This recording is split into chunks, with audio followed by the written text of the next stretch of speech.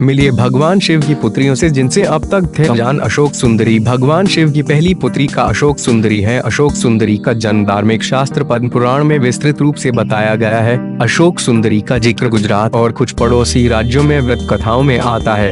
इन कथाओं के अनुसार अशोक सुंदरी को देवी पार्वती की इच्छा पूर्ति के लिए मनाया था, जिससे उनका अकेलापन को कम हो सके। इसीलिए उसका नाम अशोक रखा गया था, क्योंकि उसने देवी पार्वती को शौक या दुख से मुक्ति दिलाई थी। बाद में वे अशोक सुंदरी के नाम से जानी गई, क्योंकि वे बेहद ही सुंदर थीं। शिव पुराण के अनुसार अशोक सुंदरी का विवाह राजा नहुष से हुआ था, और ये बात उनको बचपन से ही पता थी, क्योंकि ने भविष्य की सारी जानकारी रखती थीं। अशोक सुंदरी की 100 पुत्रियां थीं, जो उन्हीं के समान सुंदर थी। ज्योति प्रकाश की हिंदू देवी रूप में मान्यता प्राप्त ज्योति भी भगवान शिव और पार्वती की बेटी है। इनके जन्म की 2 भिन्न कथाएं हैं। पहली के अनुसार वे भगवान शिव के प्रभामंडल से निकली थीं और वे भगवान की भौतिक अभिव्यक्ति है।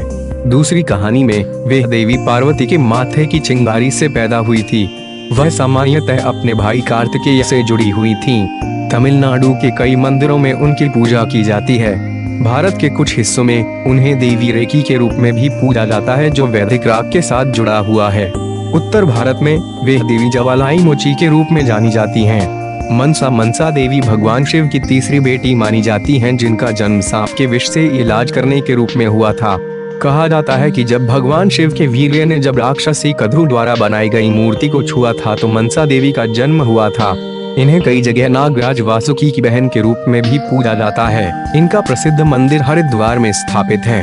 विशेष बात यह है कि मनसा देवी सिर्फ भगवान शिव की ही बेटी हैं, उनका माता पार्वती से संबंध नहीं है।